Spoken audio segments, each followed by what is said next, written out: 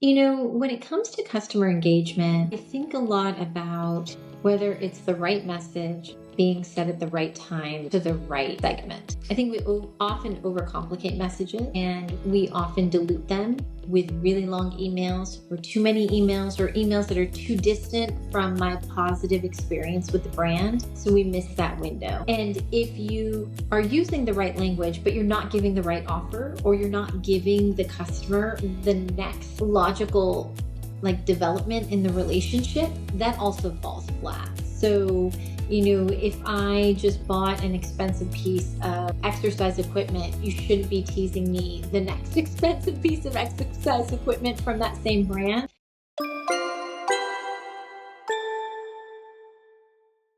Welcome to the Ecommerce Marketing Podcast, the highly rated digital marketing podcast that provides weekly digital marketing tips and strategies from some of the world's top digital marketers and e-commerce entrepreneurs that will help you take your digital marketing to the next level. Sit back and enjoy this power-packed episode hosted by Arlen Robinson, who is an e-commerce entrepreneur and digital marketing expert with over 20 years of experience. Hey, e-commerce marketing podcast listener. Are you looking to increase traffic and sales to your website? You can do this by launching your own affiliate program. Just visit getosi.com and sign up for a free trial today. That's getosi.com. Now get ready to hear from your e-commerce marketing expert of the week as they drill down to give you details on marketing strategies that can help grow your business. Welcome back to the e-commerce marketing podcast, everyone. My name is Arlen, and today we have a very special guest, Dena Enos, who transforms how mission-driven organizations grow, strengthen their in-house talent, and give back in a new and meaningful way. She's the founder of StrongHouse, a data-driven marketing agency that has helped over 100 businesses flourish while simultaneously paving a new path for social impact through her professional work. Welcome to the podcast, Dena. Thank you so much for having me. Yes, no problem. And thank you for joining us today. I'm really excited to talk to you because we're going to be diving deep into how companies, specifically e-commerce brands and companies, can unleash the potential of their underperforming marketing teams, which I know is definitely a hot topic because these days there's so much going on with marketing and digital marketing. And I always talk to brands, and every brand that I talk to feels like that there's so many things out there. There's so many things that you can do. There's so many marketing channels. They always feel like they can do better. They always feel like they can do more with their current team. And so we're going to be, you're going to be shedding some light on that for us. But before we dive deep into that, why don't you tell us a little bit more about your background and specifically how you got into what you're doing today? Sure. I started my career in finance, actually, at a small investment bank in Los Angeles, and realized that I love numbers and understanding what makes businesses scale and grow.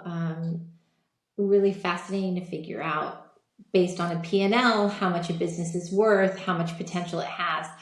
But that was the extent of my love in terms of continuing to be in finance. And so I wanted to do something more creative, and I joined a small travel startup, helped them launch a second startup, and ran that business for 6 years until both businesses were acquired by Expedia when Expedia owned TripAdvisor. So it was really just kind of diving headfirst into quantitative marketing from a financial background, and just jumping in to something more creative. Okay, awesome, good stuff. Yes, I'm very familiar with those brands, Expedia, TripAdvisor. Pretty much, I think every time I travel these days, I usually book my flights and everything through Expedia. Yes. To me, it's, there's a ton of platforms out there now. There are, and, yeah, absolutely. I've been using Expedia for a long time, and I've tried other platforms for whatever reason. Yeah, I've always liked their interface. Yes. The way that they display the results, all of that has just been super clean for me, and they've always really done a good job with bookings and any issues that you may have and kind of resolving that. So very familiar with that, as well as TripAdvisor. So every time I'm going to a new city, I'm always like, TripAdvisor, top things to do in the city. Exactly. I make a top 10 list, and then I'm like, all right, seems like there's enough to do. Right. I'm good to go. So yeah, good stuff that been able to work with some of those awesome brands. No, as I was saying, as far as underperforming marketing teams are considered, this is a problem that I know is apparent with a lot of brands these days. If there's something that a lot of people realize, a lot of brands realize, but what do? You realize this? What's really the first step that you should take to try to turn around an underperforming marketing team? Yeah, so I like to look at it from three angles. The first is looking at your channels. And often, to your earlier point, businesses are spread really wide and thin, always trying to do more. And one of the first things that I do is pick the three biggest ones, or the ones that have the strongest performance or performance potential, and focus there and cut out all the noise. The next piece would be to look at your team, look at your skill set, assess the morale. Do you have the right people, but they're not in the right seats? Are you under-resourced? Are you over-resourced? Can you better match people with their passions or their skill sets? And then the third part is really about the synergy of those two things, because, oftentimes what I find is that a marketing team is underperforming because they've been complacent. And the complacency comes from years of consistent performance. So, you've had the same ad on Facebook for 2 years and it's just kept performing. So you never tested anything else.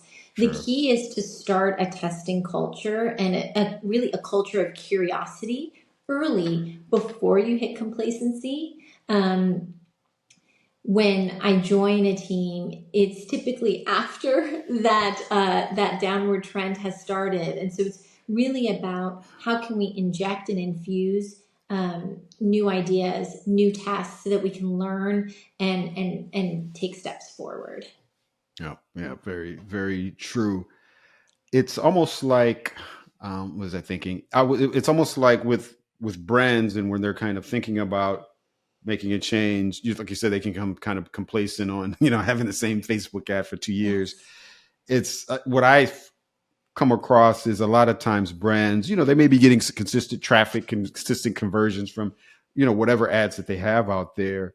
It's almost like they're a little nervous to change anything, because it's like, it's the old adage of, if it's not broke, don't fix it. Exactly. But, there's really no way to determine how much more their ads could perform unless, like you said, they do testing and do things like that. Right. So you've said a couple really, really important things there. Like the first is, in order to create a testing culture that can thrive and persist, it needs to be tolerable. So you need to identify an amount of traffic that you can test on where it's enough that you'll learn and get statistically significant results in a relatively reasonable period of time, but you're not putting too much at jeopardy. Because I think if you put too much at jeopardy, then anyone who's risk averse within the business is going to win that conversation, and you're not going to be able to put anything new into play.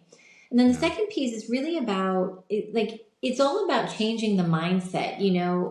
The way that I talk to teams who I work with, it's almost like we're managing a professional sports team. And, even if your pitcher who's in right now is throwing strikes, has no walks, is performing really well, that doesn't mean that you're not warming up somebody in the bullpen. That doesn't mean that you're not thinking about 2 innings from now, because anything can happen, and you just want to be prepared for that. And a stronger team is a diverse team, diverse in terms of talent, diverse in terms of ads, diverse in terms of channels. And that way it mitigates your risk if any of those channels, platforms, or key players on your team underperform or have to be taken out of the game.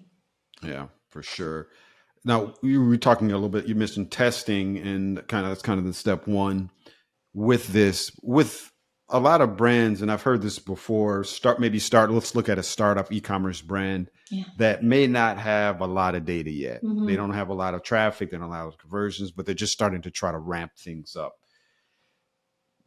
Would their data set be too small at that point if they're just fresh out of the gate to be able to really discern anything? Or is it still room for them to do testing and make a good decision? Yeah, it's a great question. It's probably too small to have what we would call like a classic A/B test where you're, showing a set amount of traffic to different creatives. But what you can do is you can test one creative for a week or two and look at conversion rate, engagement rate, the bounce rate when someone comes to the site, the sign up rate to your email newsletter. You can key off many different metrics to get some meaningful, measurable results and compare the two sets. The most important thing is that you want this culture of curiosity and you want to always be finding the next source of growth and the next source of scaling. And if you're just relying on what have been your best performers, you're not learning anything new. And it's almost just as important to figure out what doesn't work as figuring out what does work. Right. Yeah. There's always a lot more lessons learned when you're looking at what is not working. It's, just in general, not only with marketing, but just with everything in life. Now, as far as underperforming marketing teams are concerned, I think it could really, doing an analysis, it could go either way. It could be the fact that you mentioned they are complacent with what they've got going on, complacent with the traffic, the conversions that they're getting with the ads that they have. And that's probably seen, a large majority of the brands are that way. But a brand doing a little bit of analysis could determine that their underperforming marketing team may just be because they've got the wrong team in place, right, the wrong in-house people, or maybe they're even dealing with the wrong marketing agency. Sure. What would you say would be some effective ways that companies can attract really the right marketing talent, especially if they're trying to compete, with larger brands? Yeah, so attracting the right talent, I think, is a combination of culture and opportunity. So, so much is about whether the ethos of your brand and the way that you approach business matches what high performing marketing talent, I think, find attractive or find interesting. And it really depends on sort of your city, your marketplace, your industry. But, what I have found to be consistent markers of a high performing team is a combination of creative people and quantitative people, a testing culture and a culture that is tolerant of failure or tolerant of trying new things and not always winning, a culture of focus. I think often part of what drives poor marketing team behavior and performance is they're stretched too thin, they're burned out, they're trying to do too many things, they're trying to post on X and Threads and LinkedIn and Facebook and Instagram. And, honestly, they're probably not all important. So picking two or three and doing them really well is pays off more than trying to be all things to all audiences on all platforms. I've also noticed hybrid is something that I have consistently seen as attractive to top performing talent, where the team really loves to come together a couple times a week and they really appreciate having those work from home or work remote days where honestly they aren't in meetings all day, or they can have some dedicated work time, because that's just so important. Yeah. I agree with that the hybrid concept. Working remote is fine. I've been remote. We've had a remote team really since our inception.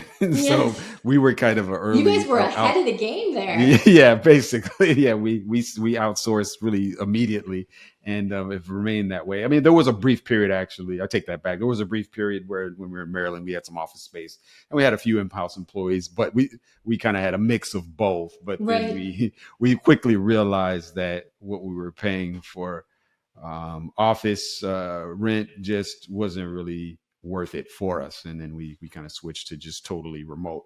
But I understand what you're saying about the fact that every once in a while, if your team is able to get together, um, have some type of organized maybe workshop or brainstorming session, or it's just there's a different energy when people are together, physically, and they're able to bounce things off each other. Of course, you can do this via Zoom, you can do this with all these different platforms, but it's definitely a little bit different when people do come together. So I can see how that can help, a business really keep a team really kind of cohesive in everything that they're thinking and that they're planning, and keep everybody on the same page. So yeah, I totally agree with that. Now, earlier we talked a little bit, of course, about the data that you can uncover doing A/B testing, or just doing some basic testing and using analytics. How would you say companies could start leveraging this data and analytics to make smarter decisions without overwhelming their teams? Because as you know, these days, there's a ton of data that you can get, and it can be overwhelming. Absolutely. Is there a fine line? What would you recommend? I think you really identified it, which is that it's about not overwhelming the team and not asking them to hit 30 different metrics in a convoluted, complex spreadsheet or Looker dashboard. Sure. Most of the time there's probably 3 to 5 metrics that really matter, and knocking it out of the park in those is going to deliver meaningful results for the business. If you're chasing additional metrics with every single one, you risk losing the focus and really losing the opportunity and the ability to hone in on something actionable and something that will actually result in a revenue win or a conversion win or an acquisition win. So more data isn't necessarily better. You always want to make sure the data is accurate, can be replicated, can be sourced, can be tracked from start to end. And I think you want to be consistent with your attribution model. Most businesses are struggling either between something that's last touch or trying to introduce a multi-touch attribution model. What's important is to stay consistent and to realize that the last touch attribution model is going to disproportionately credit one channel, but it doesn't mean that other channels earlier in the potential customer's experience didn't help drive that conversion or help drive that engagement event. Yes, yeah, absolutely. With brands, of course, that are kind of doing this, and they're deciding, okay, just what are these basic metrics, and then they're creating almost like, I guess you could say, a blueprint for what their teams need to follow. Right. It becomes clear, because there's probably just only a few that really matter to them. It's just the issue nowadays, I think, is just because of all of these analytic systems. You have access to so many data points, but a lot of that is not necessary for the business to make the right decision. So I clearly see that. It can also be hard. I mean, if you've got 25 dashboards, which is not unthinkable, right? I mean, I'm in 2 businesses right now, and there are at least 25 dashboards per business. Then it's sort of, it becomes more difficult to have the same conversation or be on the same page in terms of what are we looking at, what are we prioritizing, what do we value? Because there's so many different ways to look at the customer experience or to look at the data. When you sort of force the business to have that discipline and have that focus, it helps bring all the other elements into clearer view, so that you know what to test, where to test, and how to measure if a test is successful or not, because there's no ambiguity about which 3 metrics you're trying to move up. Yeah. Yes, for sure. Let's say, imagine there's a company that is struggling with we talked about customer experience, customer engagement. All of this, of course, leads to better conversions, but let's say there's companies out there that are struggling with low customer engagement. Yeah. How does an um, optimized marketing efforts become a driver to turn around that strategy into that low customer engagement? Sure. When it comes to customer engagement, I think a lot about whether it's the right message being said at the right time to the right segment. Um, I think we often overcomplicate messages, Yes. and we often dilute them with really long emails or too many emails or emails that are too distant from my positive experience with the brand. So we Yes. miss that window.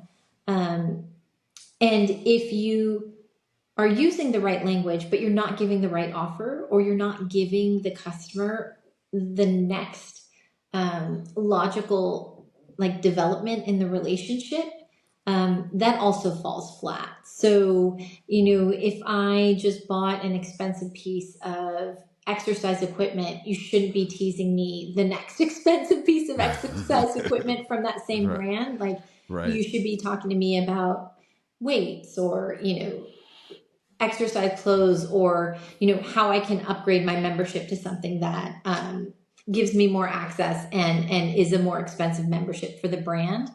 Mm. So many times we want to go for the big opportunity and drive up the Yes. average order value, but Right. what you end up having is low engagement, because Mm. they're not ready for that. You're asking them to marry you on a first date. You got to Yes. slow it down. You have to time what these conversations are like.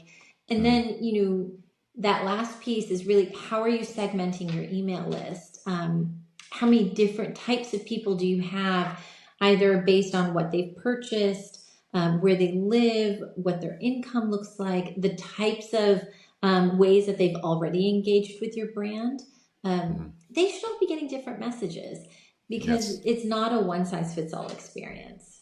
Couldn't be further from the truth. It's every brand, every experience that a brand has with their customer is going to be totally different. And a lot of times I think what brands fall in the trap of, you mentioned, always trying to go for that big kill, Yes. the high ticket items, driving up Yes. that average order value. And you can't fault the brands. They're trying to survive here, but it's you don't want to overwhelm the customer with just things that they obviously really don't need. And one thing that I've seen, and that was pointed out from somebody that was on my podcast a couple of weeks ago, uh, Kathy Guzman Galloway, she indicated that a lot of times when marketing messaging, what's really important is, you mentioned customer segmenting and making sure you're targeting just the specific right customer with your campaigns. Right. A lot of times brands fall in the trap of,